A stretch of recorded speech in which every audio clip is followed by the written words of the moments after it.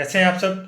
I know कि जितने भी सारे एस्पायरेंट्स हैं जिन्होंने CSIR SO का स्टेज 1 एग्ज़ाम दिया हुआ है, वो आंसर की आने के बाद और आंसर की से अपने क्वेश्चंस कैलकुलेट करने के बाद और नेट करेक्ट कैलकुलेट करने के बाद उन्हें इस बात का आइडिया नहीं लग रहा है कि ये स्कोर सेफ है या नहीं है।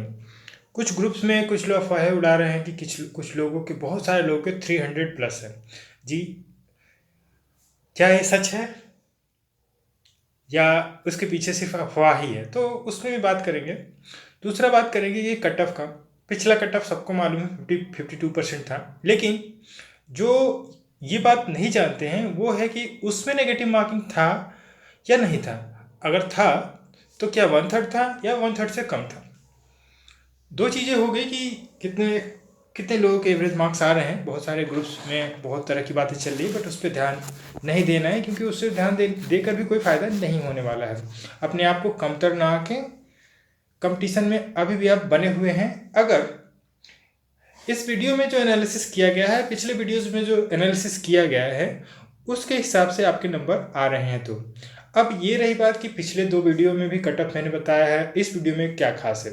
तो इसमें कुछ और अलग तरह के आर्गुमेंट्स हैं जो उन्हीं तथ्यों को, उन्हीं फैक्ट्स को, उन्हीं एक्सपेक्टेड कट ऑफ को सही साबित करेंगे क्यों मेरा प्रोडिक्शन उतना ही है, उतना ही था और उतना ही रहेगा।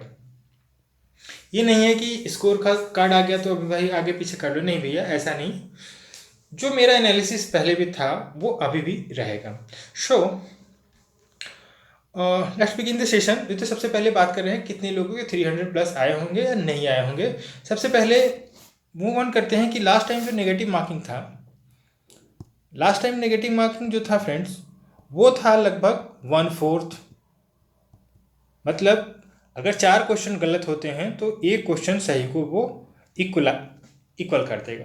25% नेगेटिव मार्किंग, 1/4 नेगेटिव मार्किंग। इसमें क्या है, 1/3 नेगेटिव मार्किंग है, 1/3 नेगेटिव मार्किंग है। तो ये चीज़ें तो क्लियर ही हैं कि 1/3 नेगेटिव मार्किंग 1/4 नेगेटिव मार्किंग में कितना डिफरेंस रहता है। जैसे कि जिन्होंने 60 BPSC का एग्ज़ाम दिया होगा तो 68 BPSC में 1/4 नेगेटिव था और 69th वाले में 1/3 नेगेटिव हो गया। काफ़ी चेंजेस भी देखने को मिले थे, कट ऑफ पर भी काफ़ी इम्पैक्ट पड़ा था और सीट्स की वजह से भी काफ़ी इम्पैक्ट पड़ा था।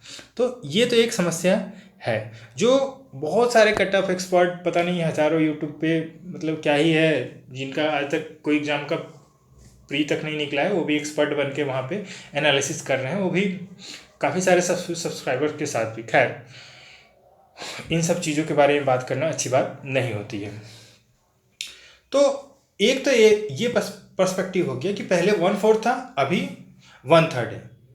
पिछली बार कितना कट ऑफ किया था, तो 52% फॉर ईच पेपर, 52% फॉर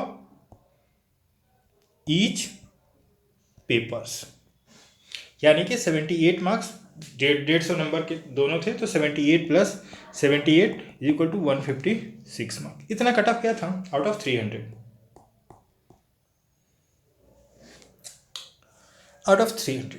इस बार क्या हो सकता है? जी हाँ फ्रेंड्स, अभी भी मैं, ठीक है, कंपटीशन थोड़ा बढ़ गया है, एक्यूरेसी बढ़ गई है, पैटर्न थोड़ा हल्का था, इजी क्वेश्चन पेपर थे, लेकिन इसके बावजूद भी किसी भी नेगेटिव मार्किंग में 58 से 62% के बीच अगर नंबर लाना एक बहुत बड़ा अचीवमेंट है। मैं तो इसको कहूँगा 57 से 61% ही, 57 to 61%। और इसीलिए मैंने जो अपना पिछला रेंज दिया हुआ था वो 195 के आसपास दिया हुआ था और 210 के आसपास दिया था। अभी भी मैं इसी पे परसिस्ट करूँगा कि ज़्यादा से ज़्यादा अगर जाएगा तो 61% होते हैं आपके 213.5, ये होते हैं आपके 61%। और तो कट ऑफ जो मैक्सिमम जाएगा ईवार के लिए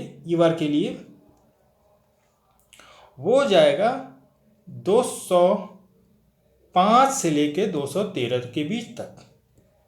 जी हाँ, 8 या फिर ये कर दें कि 6 नंबर में भी अगर 7 नंबर में समेट दें, 2% के बीच में मामला ख़त्म हो जाएगा।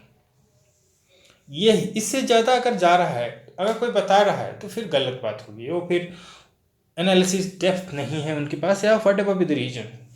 हाँ, ये भी बात है कि ज़्यादातर बच्चे जो हैं 190 185 प्लस मिलेंगे,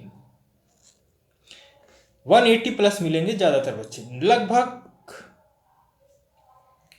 60 to 70% बच्चे जो हैं 180 प्लस मिलेंगे। इसका मतलब ये था कि पेपर इजी था। Very good. 30% बच्चे बाकी के 150 प्लस मिलेंगे और सिर्फ 10% बच्चे ही लेस देन 150 होना चाहिए। ये मेरा प्रेडिक्शन। तो अगर जिनके भी इसके आसपास नंबर आ रहे हैं 200 प्लस हैं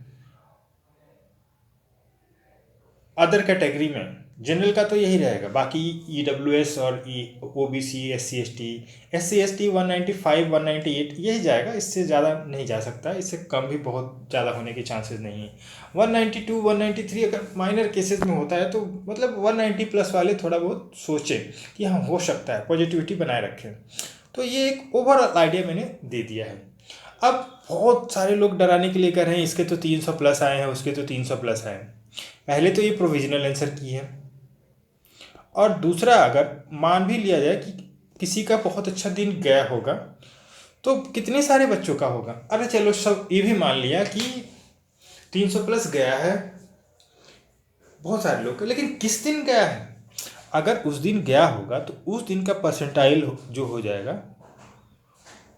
वो ऊपर चला जाएगा, और परसेंटाइल ऊपर चला जाएगा तो उस दिन वाले का सिलेक्शन ज़्यादा मार्क्स पे होगा, न कि बाकी। ये मैं इसको नॉर्मलाइज स्कोर के बेसिस पे बताने की कोशिश कर रहा हूँ।